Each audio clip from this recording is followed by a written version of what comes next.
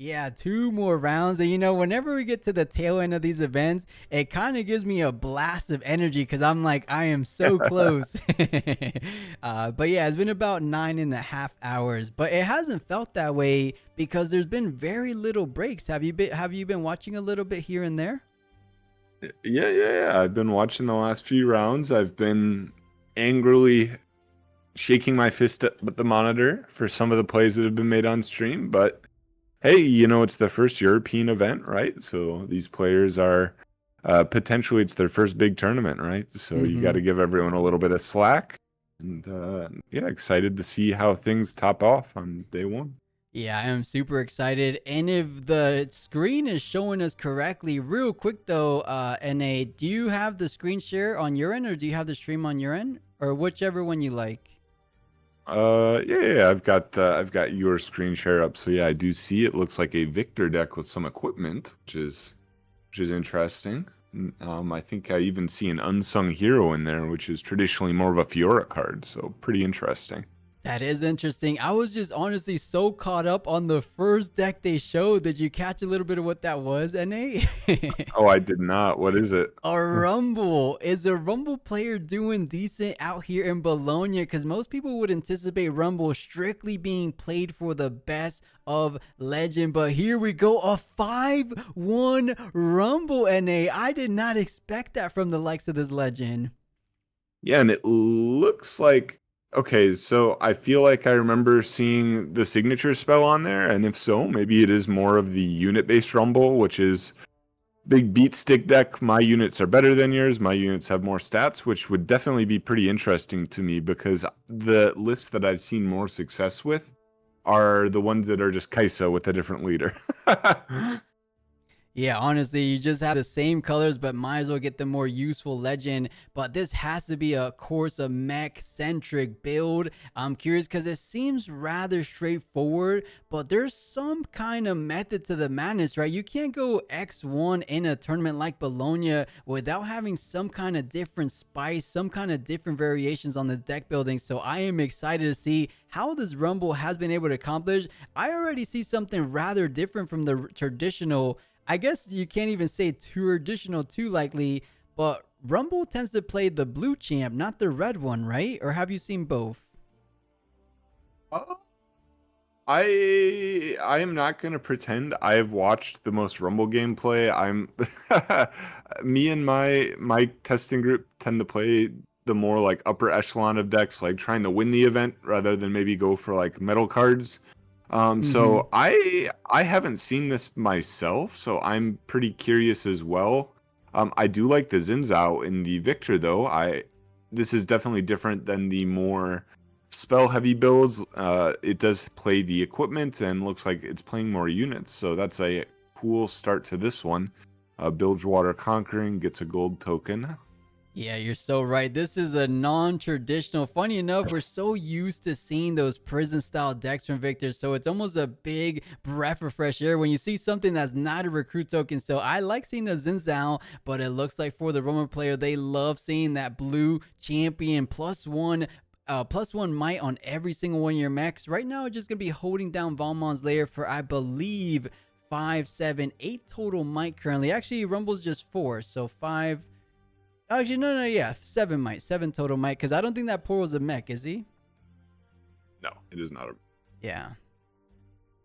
It's kind of interesting choosing to play both the champion units, right? And I guess I'm kind of curious what ratios opting to play the other one, the blue one at. If it's like just a one of, so you can swap it, or if it is just, hey, I'm going to play 3 of this and it's just a solid unit in my deck. Yeah, we'll see. Perhaps he's just playing a single version of the red one and then has the remaining ones in the main deck as a 2 or 3 of, I could only imagine, because the red one is decently useful, but in particular situations, which is why having it in the champion zone might be perfect for those specific situations. Because as you guys know, I'll pull it here on screen. And interesting enough, the production team of Bologna hasn't been the best at pulling out the cards on the screen. They pull up the blue champion, but they don't pull up the red one just yet. I'll go ahead and try to pull it up for you guys. When I conquer, you may recycle another friendly unit to play a mech from your trash. Reduces energy cost by the might of the unit you recycled. So a bit of an intricate type of card, but I can see in the right hand and the right strategy, it could be pretty beneficial. Yeah, with some setup, it's a pretty powerful card, right? Like if you do have, let's say you have a couple of the blue rumbles in your trash, then if you do conquer with the red rumble, you can just go ahead and oh no, sorry, I'm misremembering. So it's you recycle from the field, so you get to switch them out. Okay. Yeah, That's what you it is. you So you it's you kill a recycle from unit the field. basically. You kill a unit Yeah. from the field, and then the might from that unit you discount it from Yeah. something in the trash. Yeah. Yeah, definitely. Okay, that is interesting because I feel like the blue rumble is just straight up better. Maybe it's because the red rumble is a 4 cost and there are a lot of obelisks going around in the format. So you could just play him on turn 2 if people are playing obelisk. That is a thought. One card we are very familiar with, it will be that Kaiser Survivor, of course. So looking at the Zen Zhao on that war camp to take down as Victor's completely tapped out to take care of that Rumble. What was it? Was it a double call of the week, or what did I miss there? It was a call of the week to take care of it, and Stupefy to bring that Zen Zhao down into the range of not trading with the Kaiser, so it gives a +1 draw. And I'm liking this position so far for Rumble, but I'm wondering if this was more of a prison style deck, would Rumble even stand a chance? But I mean, they're both No. 5-1, right? So there has to be something to these decks. I mean, I think that a lot of these unit heavy decks are going to struggle against the heavy removal decks, especially decks like Rumble, where at least so far it looks like it's just been like 1 to 2 units per turn. And decks like Viktor and Kaisa are very good at dealing with that. You just say, okay, I'll Falling Star your 2 units, I'll Singularity your 2 units, and you can just never stick anything and you lose. But if you play against, I mean, more combat focused decks, I think you have a better chance because you can just say, I have these big units and they're tough to deal with because they got good stats. That being said, I mean, the deck lineup for day 1 was pretty spread. So there's a good chance you just can dodge all the Kaisas, dodge all the Victor removal Victors, all these bad matchups. Right, I think the best of legend pricing goes such a long way in these regional events, and this Victor is so spicy. We're seeing a Forge of the Future. We're seeing an Ooh. Under Titan in the hand. I don't think I've ever seen an Under Titan anything other than Rek'Sai. Why would you play the Under Titan? Is it just a way of playing a body grand stratagem? Because you're never gonna see it from anywhere from your hand. It's just +2 might. Why would you play that over something like a grand stratagem? I don't know. I'm confused about the Under Time, but maybe there's something I'm missing. That would be my guess as well. It is that it would be a specifically just to have a body on it. It does cost less power as well, which is something. You know, chat saying it might just very well be a hook Victor. That's definitely something we've never seen. On the deck list they showed right before this match, though, did you see any baited hooks? I didn't get to look too keenly. I don't believe it. No, it doesn't work with baited hook, right? Because you look at. Does it work with baited hook? Let me look at the exact wording. Under. Is it reveal? I think if don't it works from believe- Rek'Sai, it might work from baited hook. No, because baited hook says look at, whereas he has to be revealed. Oh, true. It definitely is Yeah. different. It's like Yeah, Under so Titan wouldn't work off a stacked deck or something. If that color combination Yeah. is even real. Ooh, it will be in set 4, which Right. looks like Rumble is using a Bellows here. Pretty strong card against the Victor. Traditionally, it does make things really tough for these small and wide decks. But and this is funny. We actually do get to see the Forerunner in a mech deck, so he does get the Rumble buffs.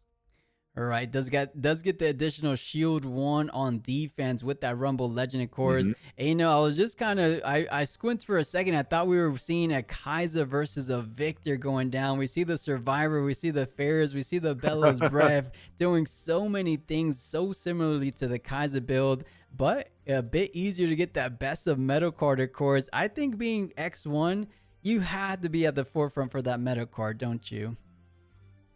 Oh, I mean, it's definitely a good spot.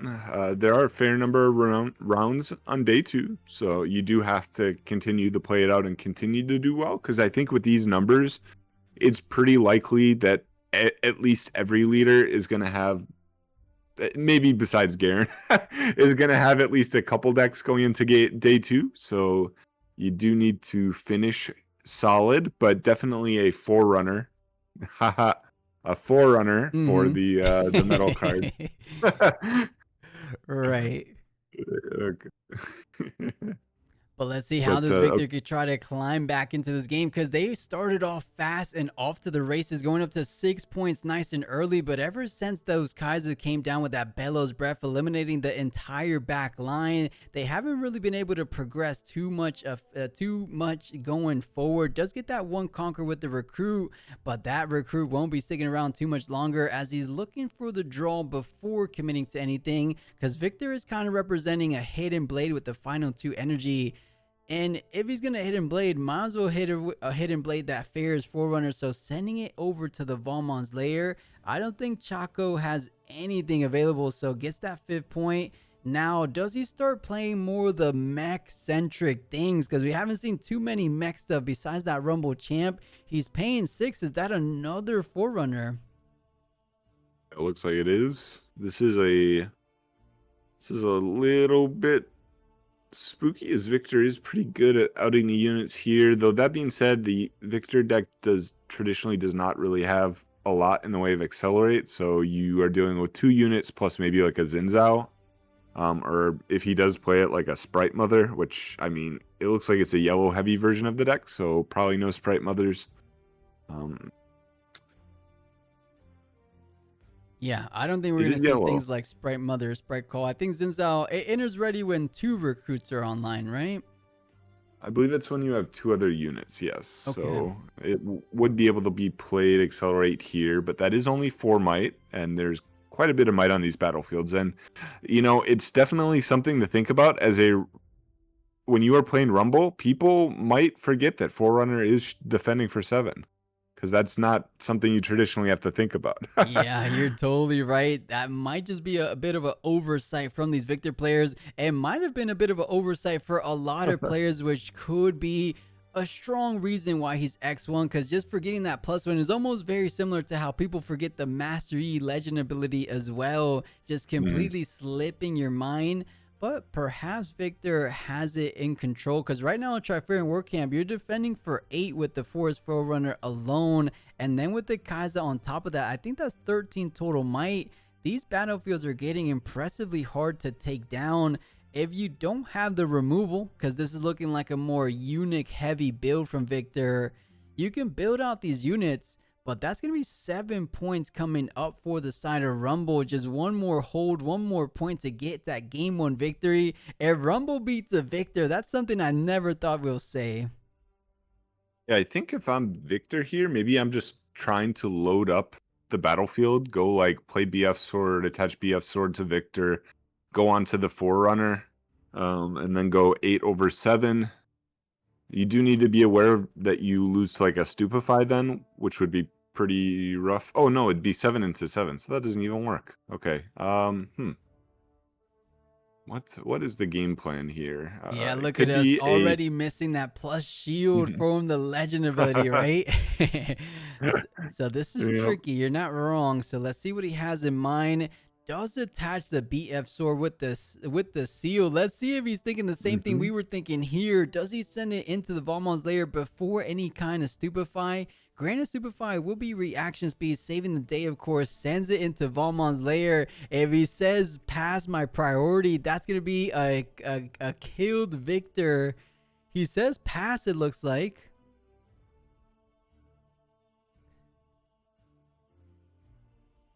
Yeah, so it Oh, should be 7 and a 7, right? Yeah.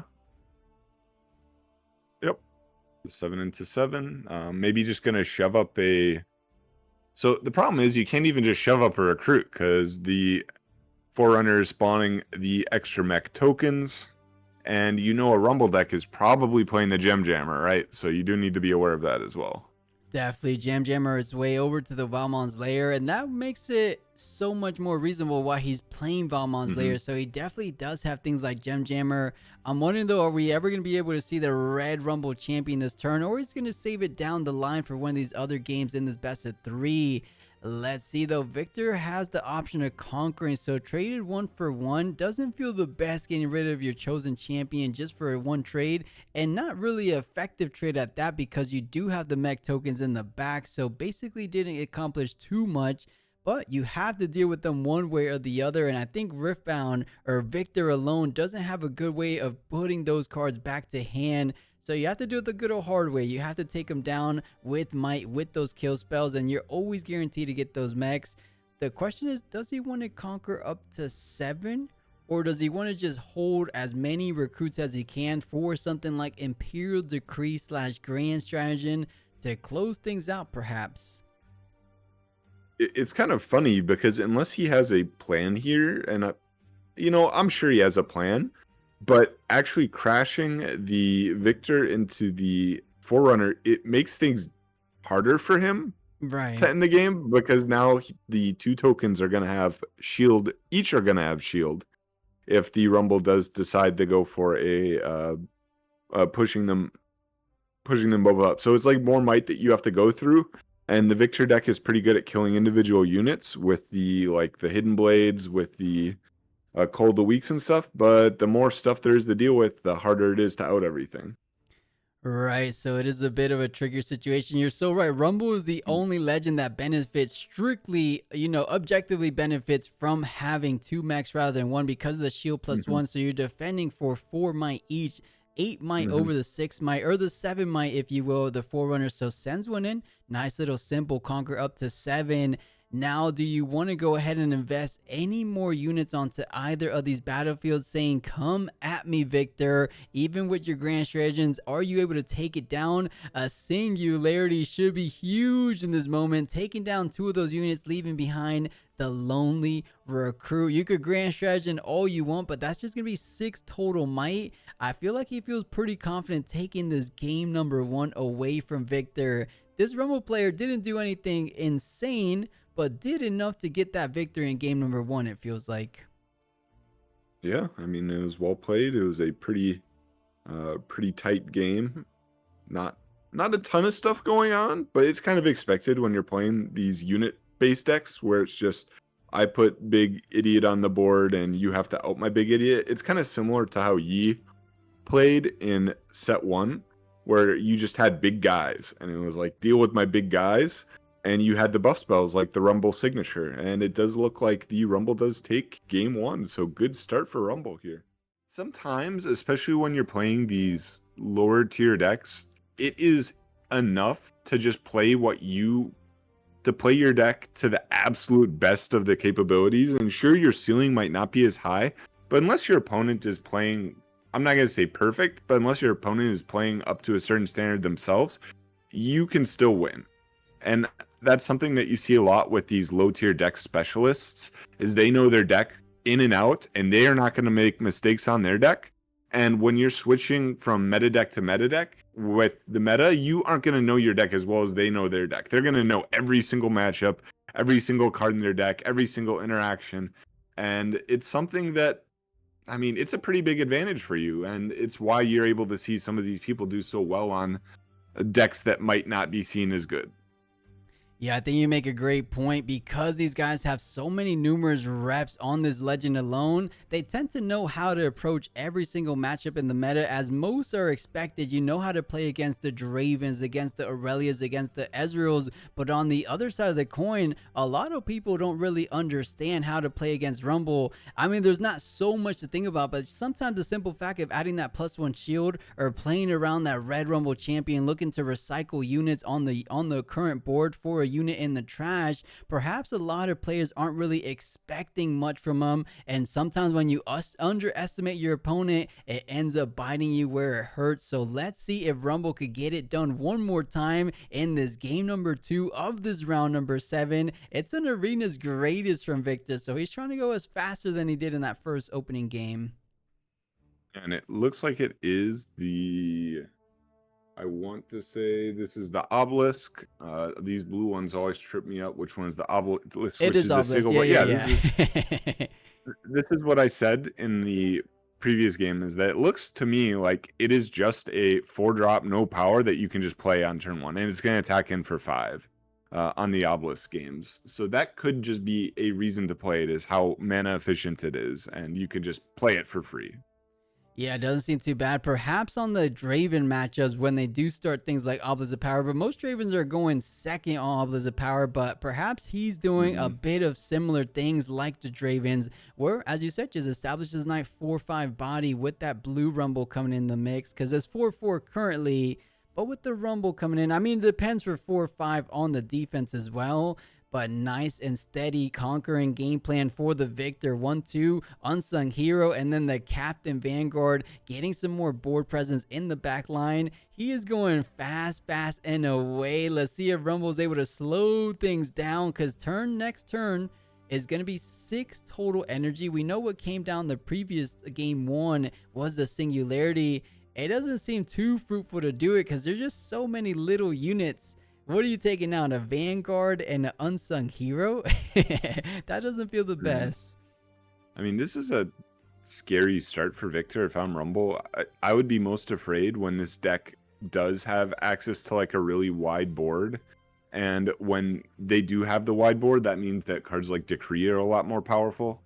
When they are stuck playing a small board like they did last game, they just didn't see like the Captain Vanguard. I think they did have a Matron in their hand, but they didn't like have the combo with the Vanguard, obviously, which is the ideal use of the card.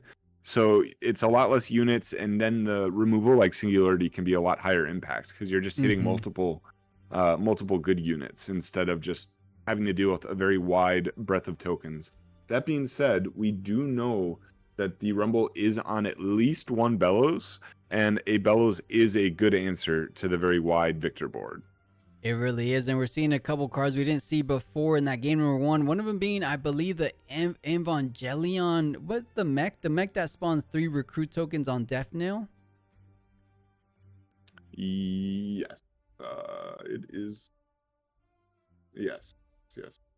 I don't think we didn't see one game 1. I didn't see did they show his side deck? I don't think they did. They might have shown the side deck, but it might have been a main board. So it almost feels like this should be something like a baited hook Viktor, but nothing else kind of signals to that, because there would be at minimum something like a Spectral Matron to bring back the Captain Vanguards, or perhaps he's just getting incredibly unlucky. Yeah. But I don't think he is. I think he's just playing very unit heavy, a couple sprinkled in kill spells like Vengeance, and no, that is a spell we don't see too often. Let's see if the Riot staff pulls it up, but I'll go ahead and pull it up for us here at home. Are you familiar with the name of that card, NA? Rally the Troops. That's what it is. What was played. Yes. So Rally the Troops, for anyone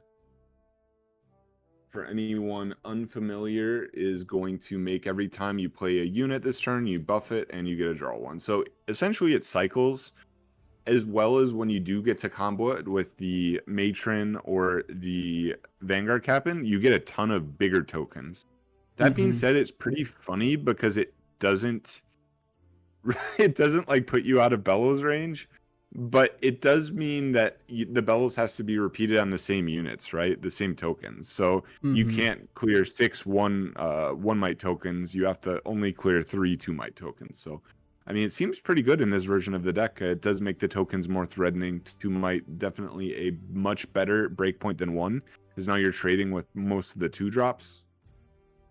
Yeah, it does seem like a bit of more formidable problem, of course. That is so many recruit tokens that are basically 2-might recruit tokens, and it looks like he played out. I mean, wait a second. He did a manufacturer. He played one recruit with Vic. Okay, that does make sense. So 2 recruit tokens. It Yeah. almost looked like he established 3 recruit tokens that turn with buffs, but no, everything's got it together. And it does look like he has a lot of great mech cards in hand. We're seeing the forecaster most likely coming down, so gives every mech vision. Looks at the top of the card. Do you want to keep it there or put it at the bottom? It looks like the answer will be at the bottom of the deck. Now, every mech following this does get vision as well. What comes out the top? That's another Red Rumble champion. Oh, So it looks, that's interesting. puts it at the bottom. So perhaps he's running something like 2 or 3 of both of the Rumble champions, which we don't really see too often in a lot of decks.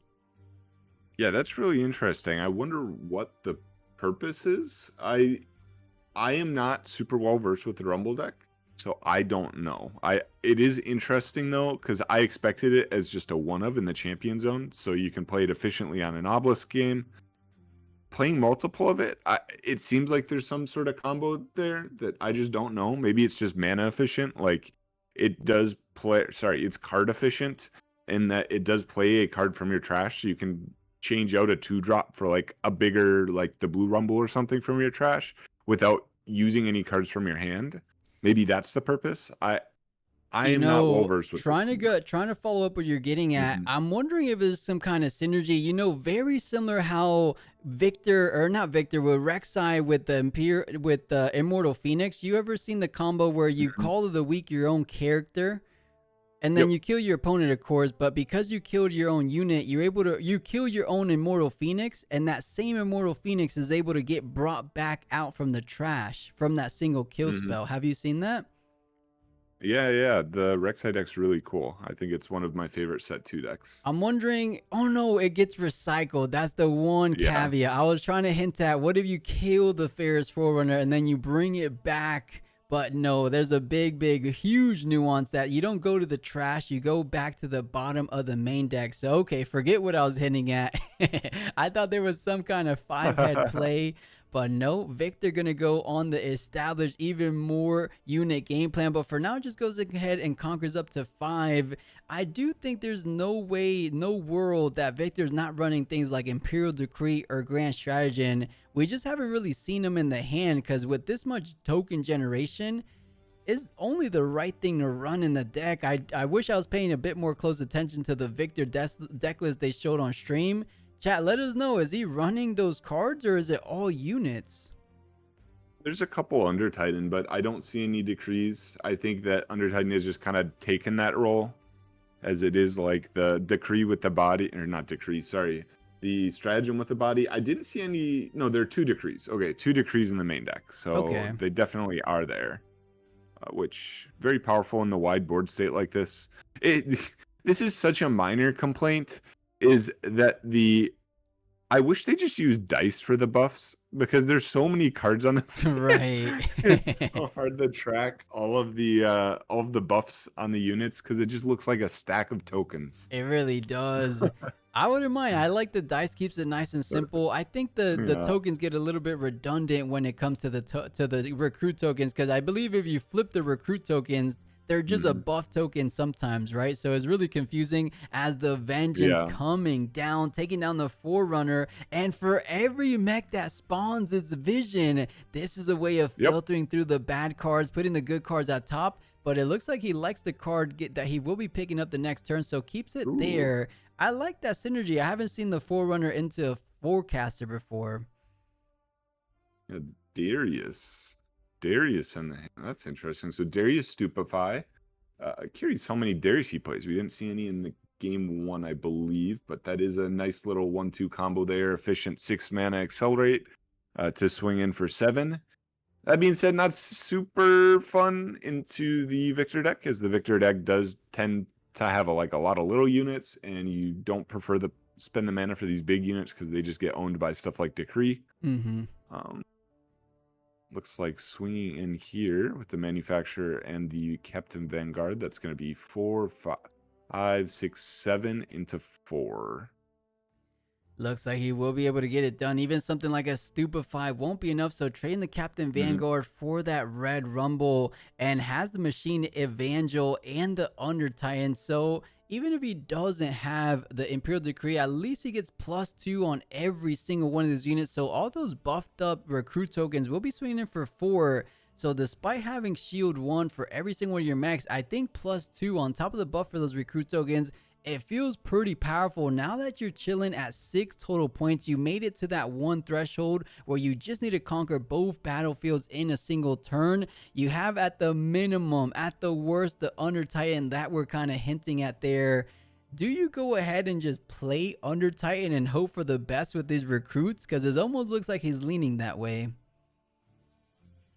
I would have to guess so. I mean, it looks to me like this is kind of like the make or break turn. You do need to, Rumble does need to set up a pretty good defense here, as the Under Titan's going to come down and they're going to swing in for what? Quite a bit, right? So 2, 4, 6, 8, 10, 20, 12, and then +2. Yeah, it's a lot. It is a lot. It's a lot. It's a lot. I'll let you take care of the map for now. And real quick, chat's asking, is this tournament open deck list? It is not open deck list from my understanding, because there was 1,719 players. I don't think they allowed every single deck list to be available. Why they're showing the deck list is these are technically pre-recorded matches. They're live to the globe, but if you're out there in Bologna, we're actually 1 round behind. Bologna's probably finishing out round 8 as we speak. So they're showing the deck list because no one can take advantage of those deck lists because they're only showing it on the stream. So good for the viewers, but doesn't really hinder the players all that much unless we're talking about day 2. It does kind of impact the day 2 numbers, but maybe they make open deck lists for day 2, but I'm pretty sure day 1 is never open deck list. At least it wasn't in Houston. Yeah, it does make me kind of wonder about players accepting feature matches, because I Right. definitely would not accept a feature match if I knew they were going to show my deck list on stream and I was trying to go for a deep run rather than like a metal card. But I there is like the, oh, it's cool to be on stream, but I don't know. It kind of depends what you value more. Yeah, imagine we get an Alan ZQ stream. We get to see the insight on what he's cooking with Ezreal. I would love to see that. But I think they do get permission from the players. They have to, right? Because Yeah. sometimes keeping that deck list is so important. Sometimes you just have those spicy 1-ofs, those spicy 2-ofs that no one would expect. In an open deck format, it changes everything. People know what to play around. So I can respect players saying no. But I would love to see, I mean, for day 2 especially, I cannot wait to see those higher level plays. Perhaps they're not going to be showing the deck list on day 2, but they're already setting the tone, right? I think they will just show the deck list for every feature match going forward. Yeah, I would imagine that they're just doing it, and they probably, I'm sure they ask as well the players. It's just like I said, you got to choose kind of what you value, and a lot of players, it's cool to be on a feature match. I've been on a feature match at a YCS, which is the Yu-Gi-Oh equivalent of one of these events, like Nice. 2,000 people, and I got owned. It was bad. I got blame I was the playing stream in nerves or something. but it happens, right? Like it, and some players like don't have that kind of nerves, right? It's just a cool experience. You'll think back about it for the rest of the time you play the game, and even longer. You'll be like, yeah, remember that time I was playing in front of thousands of people? It's cool. It is cool. I think overall it's a beneficial thing to be on stream. You get your face recognition. A lot of people go, oh, you were that guy from Riftbound on stream. Great games. Win or lose, you get a little bit more familiarity in the community. So I do think there's a bit more upside to downside. The one downside that we're hinting at is, of course, your deck list getting revealed, but you still have to play the games. You still have to match it to the opponent that somehow caught wind of what you were running. So it's very little downside, at least in Swiss. Now in a top 8 situation where there's only 8 players, I'm pretty sure all 8 players are open deck lists. At least that's how it definitely was in Houston. Whether it was on purpose or not, they accidentally ended up being a full top cut of open deck lists. We could talk about that during the break though, as the Under Titan does indeed hit the board, +2 on every single one of the recruits. I've never seen this strategy go down, but it seems to be an effective one nonetheless, as that is a +2, 4, 6, 8, 10, 12 total might distributing across the board. I think if you play it correctly, there's no way you're not double conquering. Unless this 3 might represented from Rumble stands for something I'm missing. Void Seeker. I don't know. I don't know what those final 3 runes can be from Rumble. There is the Bellows, which isn't going to do too much now. There is, I believe I saw a Cloth Armor in the deck list. So that is a quick draw gear. I saw Longsword. There is the Rumble Signature, which I want to say is a reaction speed. Just pump 1, repeat to pump 2. Okay, true. So there are actually a fair number of cards you need to watch out for. There's also a Smoke Screen in the deck. There's Stupefies. So these 3 runes could represent a fair amount of change to the math. Right now, as the board looks, it does look like Viktor would win if there are no cards being played from hand, though. Yeah, as just straightforward math, he has the numbers, right? He definitely has the overwhelming amount of sheer might to take down both of these battlefields in a single 1-2 punch, going up to 8 point, bringing us to that final game 3 of this round 7.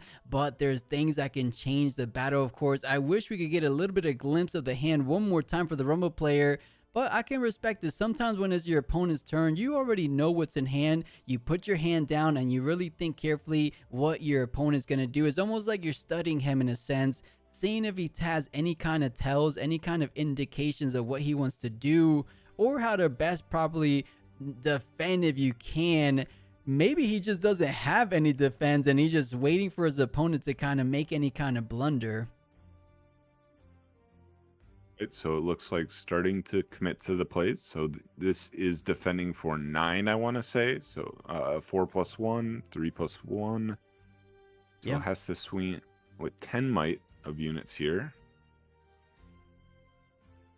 It looks like the production team shaking it up a little bit as the screen is kind of shivering. But yeah, you are defending for 9, so it's going to take 3 total recruit tokens to get the job done, because that's going to be swinging in for 8 total. 4-4. You need 1 more recruit going up to 3. I think he's doing an overkill, anticipating something of the like as you mentioned before, the pumps coming out from the Rumble player. So committing with a total of, what is that, 4, 8. I think those recruits don't have a buff, right? So that's 3-3. So 8 + 6, defending in for 14 total. Or not defending, but swinging in for 14 total might. Let's see what kind of counter player combat tricks capabilities does Rumble have in mind. He has 3 runes to work with. And oh, he's kind of going through his hand. There it is. Thank you, production team. I see a Stupefy. Is that it? That's it. A Stupefy in 3 units. So you just get to -1. And honestly, NA, if that's all he has, we're going into a game 3. So he's thinking. I mean, you could draw something off the Stupefy. Is there? Oh no, there you go. There's the danger. Oh What's it yeah. called? It is Danger Zone, I want to say. Okay, this is a pretty big buff. So this is going to be +2 to everything. So now defending for 4, 5, and defending for 7. So defending for 12 here. So this is going to 3, 6 plus 12, and then the Signature. minus Stupefy bringing it to 13, right? Or am I missing something? Because every single mech is +1. So he was defending for 9, now defending for 11. Or am I missing something? Wait. 5, 6, and then 4, 5. Yeah, 11.